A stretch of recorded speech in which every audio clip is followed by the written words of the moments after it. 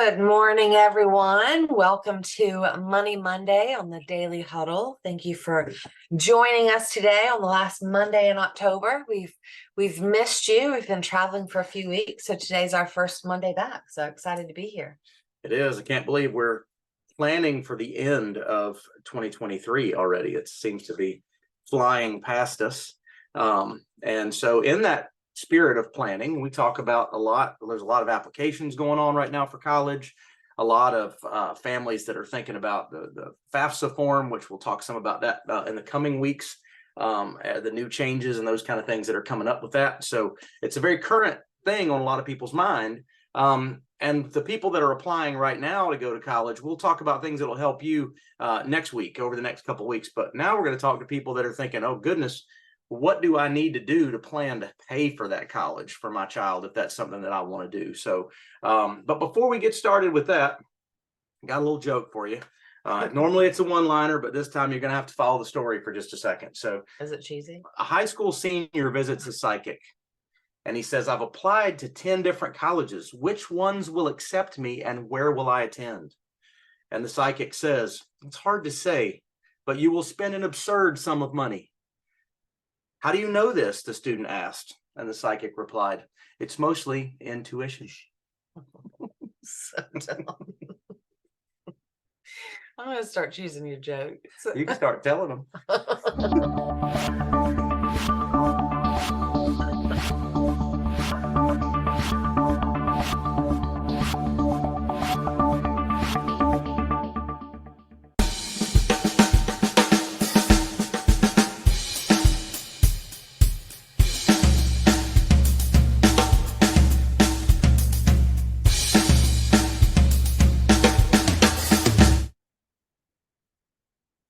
Well, good morning, guys. If you're just now joining us, then let me say good morning again today. I'm Kimberly. This is Zach, my husband, my co-host, right? My left-hand man. Yeah. Right? Lesser half, whatever you want to call me. I'll take it. But we appreciate you joining us today and coming to listen to when should I start saving for college education for my child. We have these conversations and these questions all of the time from our clients. So we thought it was very relevant. But before we get started talking about the actual conversation today, we have some questions for you guys. We've been traveling for the last few weeks, so we've missed you. So excited to see you and maybe even your faces if you will share your faces at some point during this podcast. But while we do that, let's start with Rashida. Rashida, I've missed your voice. Where are you? Oh, I'm sorry. What time is it? And what are you grateful for? Good morning, Daily Huddle. Oh, I am grateful to be here to share the space with you all guys. I am so grateful. And the other one is where I am. What time is it? Oh, time. Oh my goodness, the time is now, right now. Absolutely, it is. I've missed your energetic voice on Monday morning, so good to have you here, and thanks for joining us. Thank you, guys. Yes, absolutely. Harumi, where are you, and who will you hug today? Hi, good morning. I am in Columbus, Indiana. Such a wonderful, it's a good, wonderful Monday. So who will you hug today? I know, yes. So okay. when you ask that question, what do you mean by that? So at the Daily Huddle, we like to talk about starting our days with things we're thankful for and people we want to recognize in our life. So who will you hug today is just who do you have today that you just want to spread some joy, say thank you, I'm grateful for you, that kind of thing. Okay, Monday. I just hug myself first then. Thank you. To be grateful. I think hugging yourself is amazing. It's a great place to start, for sure. Yeah. Andrea, how are you? I've missed your face too. How are you? I am the way I say I am, and today I am awake. Absolutely. I am too. Feel pretty energized from Monday Yes, morning. So exactly, exactly. thanks for joining us. Good to see you. Uh-huh. So we're gonna have a big conversation today, guys, about college planning and when should you start saving money for college and what that looks like for your kids and all of those questions. I think Zach mentioned this, and I hadn't really even thought about it, but we are in the middle of application season. College applications are going to be due, probably most of them by January-ish, and decisions are going to come out if you don't do early decision by March and April, and people are really thinking about that if their kids are already college age. If they aren't college age, just know at some point around October in your life, things will be crazy. And you will apply to schools and write essays and interview and tour and wonder if, am I good enough? And do they want me? And all these crazy things. We have 4 daughters, which most of you guys know. Our oldest is 23, 21. So we have 2, one that's finished with college, one that's in college, one that's 15, so well on our way, and then a 13-year-old. So by the time we're finished, I'm certain that we'll be experts. I wouldn't say that we're experts now, but I will say that, through our financial planning background, and then obviously our life, right, our personal life and our children, we've learned a few things over the years, and we've talked these concepts quite a bit over and over and over and over and over again. So just know that I think it's very relevant timing because it is college application season for everyone. Yes. And so if you are doing that or in the middle of that, we're going to, like I said, talk about how to pay for college. If you haven't done some of the things we talk about today, we'll talk about that probably next week. We've got a lot of research, a lot of questions from our client base that we're talking about this now. So it has brought this to the forefront, and there are a lot of changes coming down the pipe with the way the FAFSA form and some of the other things that you deal with to go to that application process are coming. So as the details come out about that, we want to be on the front end of making sure that you guys at the Daily Huddle have the information that you need. But this week, we're going to talk about planning for that future expenditure in college. And to start that, I think it's important, that we just start with numbers. What does that look like? So I'm going to just share this quick little PowerPoint just because I think sometimes it matters to hear, to see what you hear, right? So when should I start saving for my child's education?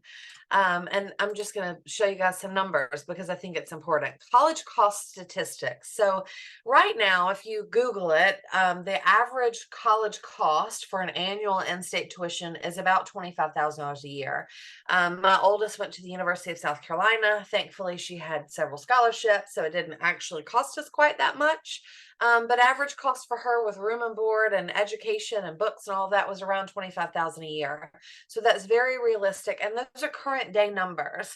But I think it's also important to know that the average inflation of the cost of college education over the last 30 years has been 4.8%. In 2022, it's a little less, probably because of COVID, but consistently over the last 30 years, if you average all that together, it's been a 4.8% increase. So that means you have to earn at least 4.8% of your money because it's going to cost you more than that next year, right? So it's important when we're planning for education costs, when we're planning for retirement costs, whatever that is, it's very, very important that you account for inflation as well. And then you looked up not just the 30-year span, but really the last 10 years, right? And tell them kind of what you found on that. Yeah, so this 4.8 is heavily weighted in the last 10 years. And you've probably heard a lot about this in the media. You've heard people talking about how expensive college has gotten with a lot of the debate about college loans and how much these kids are borrowing in order to pay for an education to come out of school and get a job that would take them 20 years at full salary to pay it off. So college education has become, I think what I saw was it increased 20% in the last 10 years.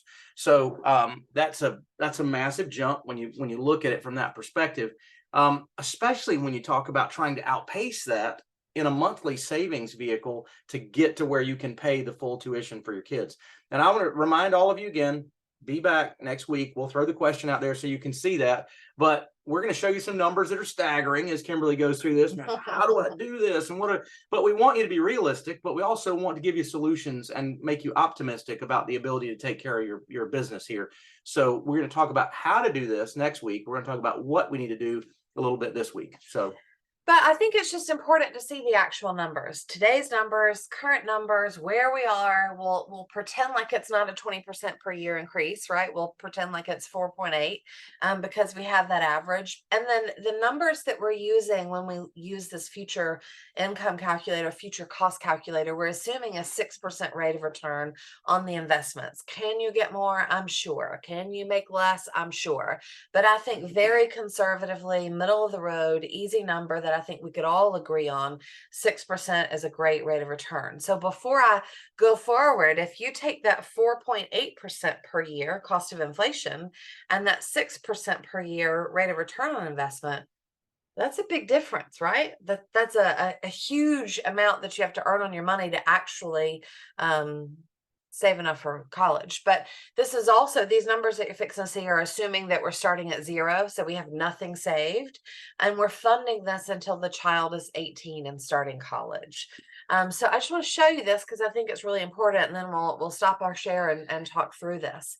If you had a newborn today, you started with nothing, assuming that 4.8% increase per year in college education cost, assuming a 6% annual rate of return, you would have to contribute $507 a month into a college plan until that child is age 18 in order to be able to fund a $25,000 a year college education based on today's numbers.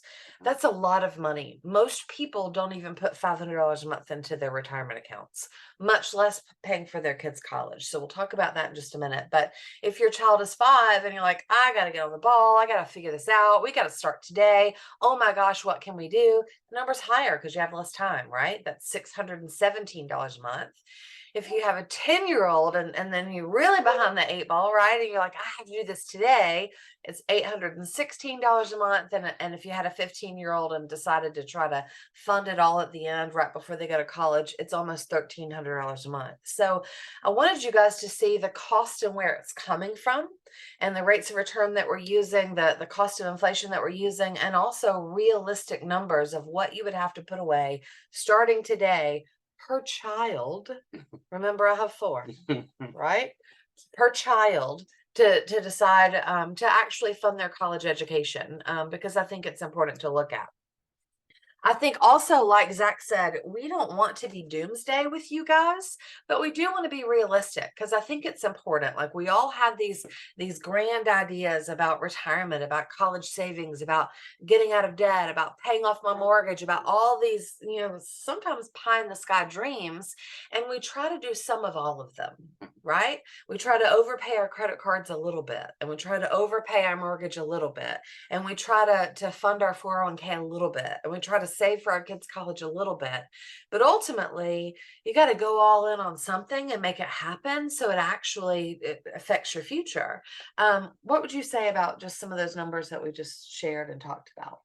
Well, I think that the biggest thing that I would recommend and that we recommend to people as they're talking about planning, because we have a goal setting session with our clients and we ask them, what are your main priorities? And a lot of times, one of the top priorities for them is paying for college for their kids.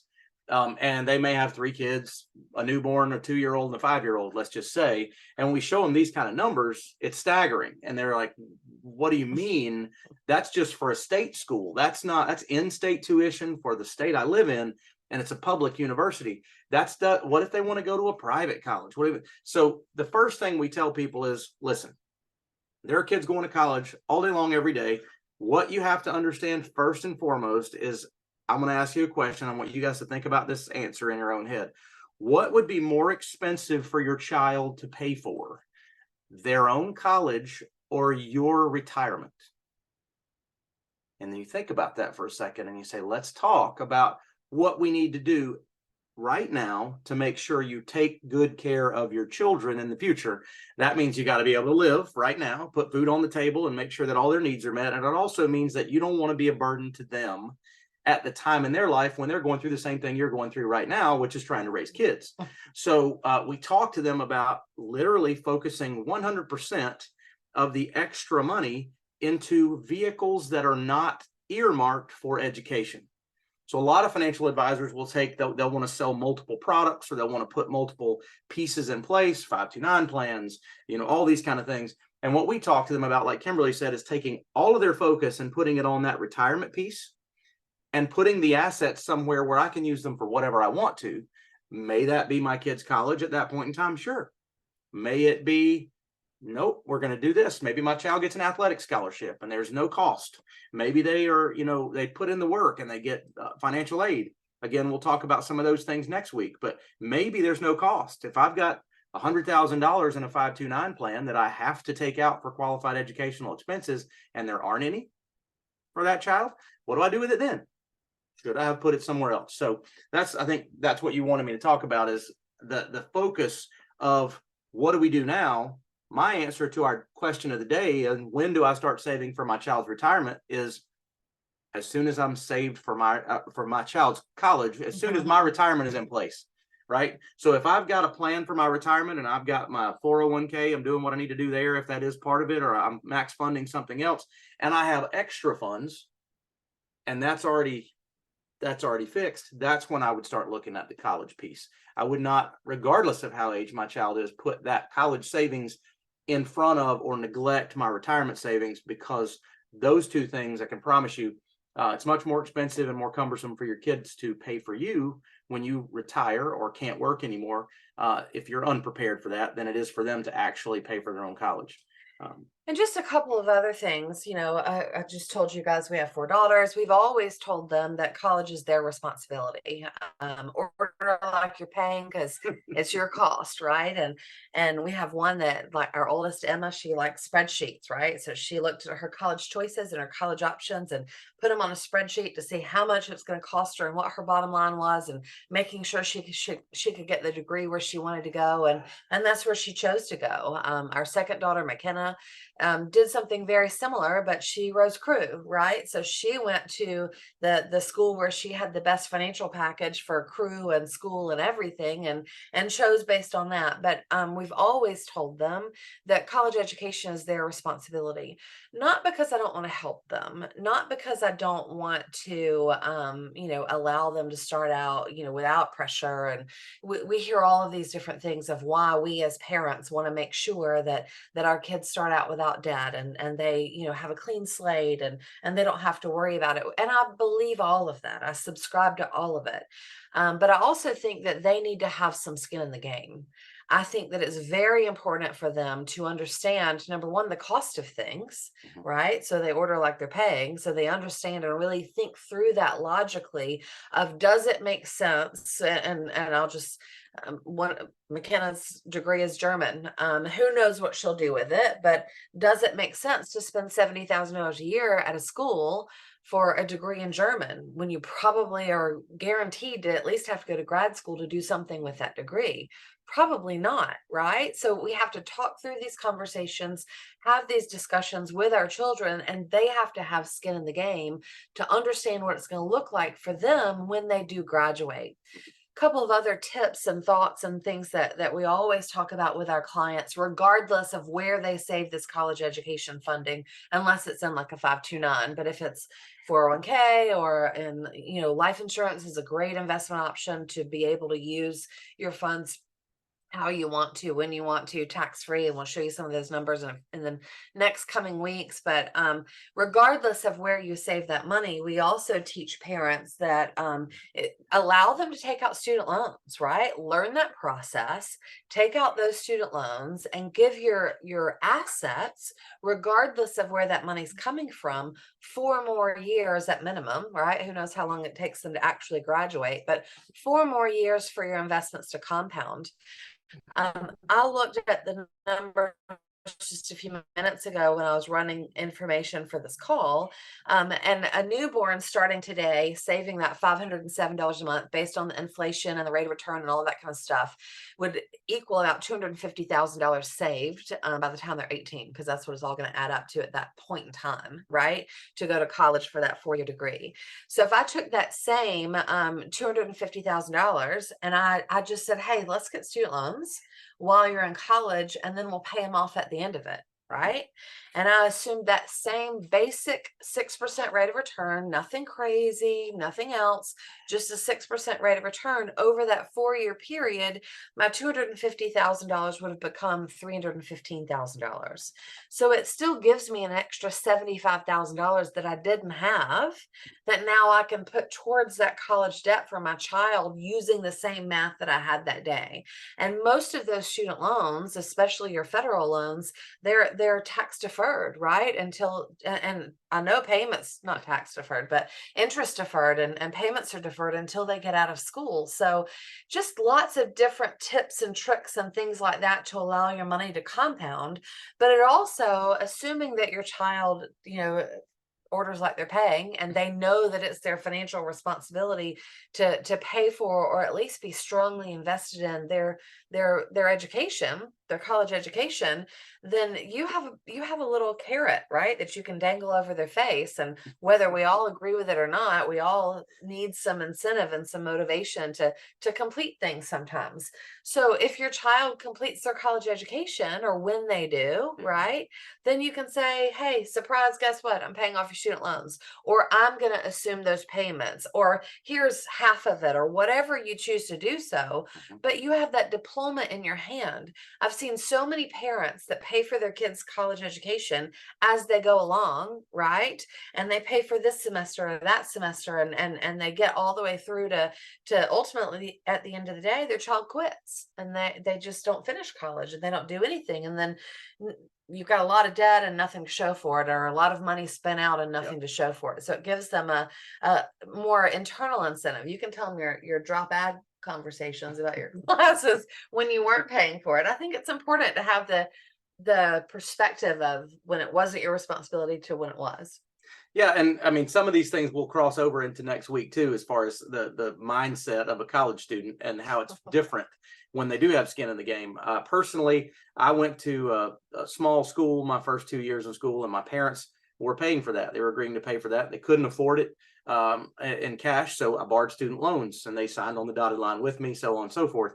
And I transferred away from that school after 2 years, having changed my major twice, and having a lot of money spent on classes that were actually dropped, because I got to a certain point and said, ooh, it's going to affect my GPA if I don't drop this class. And we didn't get that tuition back. So having the understanding when I went back to school after that, and I told him, you know what, I think I'm going to work for a couple of years, or work for a term or whatever. I don't remember the length of time I gave them. Said, I've just been in school for so long, I'm just going to take a minute off. And they told me that, okay, that's fine. You need to pay your rent. You need to pay all the expenses while you're not in school. And when you go back, it's on you. I didn't believe them, but they held to that. So I paid my own expenses from that point forward. And when I went back to school, guess what? I dropped many, many fewer classes because I had skin in the game. I understood where the money was going and who was going to have to pay it back. So, and we'll talk about strategies for borrowing money and how they impact the parent and the child and all that kind of thing next week. So, but right now, let's talk a little bit to you guys. If you have questions about anything that we've kind of thrown out there, or you want to have or just life experiences, colleges, I think all of our experiences and examples can help each other. So let's open up the floor. And I can't see you guys, so you just have to unmute yourself and say hey and tell me a story. Doesn't have to be a question. It can be a lesson you learned. The School of Hard Knocks can educate all of us from the lessons that we learned the hard way. So, anyone? Well, I'd just like to thank you, Zack and Kimberly, for this information, this conversation. It's well past the time when I could use it directly now, or my wife could, but we do have grandkids, and one is starting college next year, and the other one will be starting college two years after her. So my daughter, I know she's sweating, pulling her hair out right now, thinking about that. And ultimately, we as her parents will come into the equation.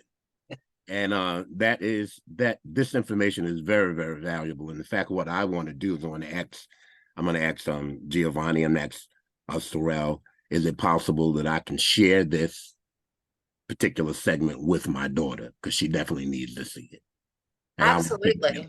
Yeah, absolutely. So just so you all know, and thanks for commenting, Stan, but just so you all know, all of these Zoom meetings, these Zoom podcasts are also live streamed to Facebook. So you Facebook, can find right. this on Facebook every single time after the recording, and you can just share it through our Facebook, Beautiful. the Daily Huddle. Yeah, so absolutely. And I think that's a great conversation starter. Is people are terrified, they are worried. Should they pull it from their 401k? Should they pull it from their home equity? Should they pull it from their emergency funds? So I agree with you, Stan. I think people are definitely worried, and it always comes to that, but it also always works out. So know that too, and tell her that as well. From a mom in the same situation, it works out, and your kids will be great for it. Sorrel, I see your hand. Hey, good morning, guys. Good morning. You're taking me way back. You are taking me way back. So, of what you recommended, Kimberly and Zach, which is let the children know that college is their responsibility. You can hear me, right? I can hear you. Yeah. Mm-hmm. Yeah, so on my end, when I went to college, there was no prospect of my parents paying for my college.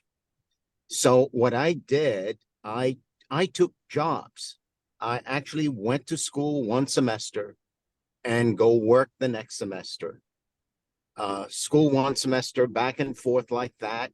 Work, study. I became a professional book stacker in the library. I did all kinds of things knowing that it was my responsibility. And I never resented mom and dad for any of that. As a matter of fact, I thank them for it because that grew me up so quickly. Yeah. So I never thought about that for my kids. Because and in a way, I think as a parent, I'm thinking in a way as a parent, I felt guilty. I would have felt guilty for not taking on paying for them. And I think something that I really benefited from, which was all the work I did, I probably cheated them out of all that growing up so quickly. So I'm reminiscing. Well, and who knows the right answer to any of it, right? We all just have to go forward and figure it out and do the best we can. But I will agree with you that from a societal perspective, I think you're made to feel guilty if you don't pay for your kids' college, or you can't pay for your kids' college, or you can't provide those opportunities, or you're not willing to provide those opportunities. And I think it's a whole different conversation. But I think some of that just comes from what we see others doing, and so then what we expect for ourselves, or what we wish our parents, or we think we wish our parents had done for us. And but I also think that's a great message that you left as well, is if you want to do it, you'll figure out a way, period. Right? Scholarships, grants, student loans, work, study. If you want to do it, you will complete it. You will figure it out. So I think that's a great lesson as well.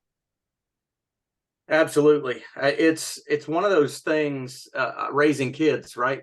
That nobody gives you an owner's manual when you have them. You don't know what the right thing is to do. So we can only ask questions and refer back to our experiences and to our parents' experiences and to the Daily Huddle and all these kind of things, to get the information we need to make the right choices and the right decisions. So it is a labor of love, but it's definitely takes some labor. So. Sweet children. Yeah. Well, thank you guys for joining us today. It feels so good to be back and to be back with you on this beautiful Monday, the end of October. Before we leave today, we want to leave you guys with our 8 tenets. And those are love, laugh out loud, stress less, eat mostly plant-based, give, sleep, move, and finally check yourself before you wreck yourself. We'll see you guys tomorrow, same time, same place on the Daily Huddle. And if you want to share this, it is absolutely going to be posted to Facebook, and you can share that to all of your friends and family. And we're happy to give any advice and knowledge that we've learned through the years. So with that being said, goodbye and thanks for joining us today. Thank you, Zach. Thank you, Kimberly.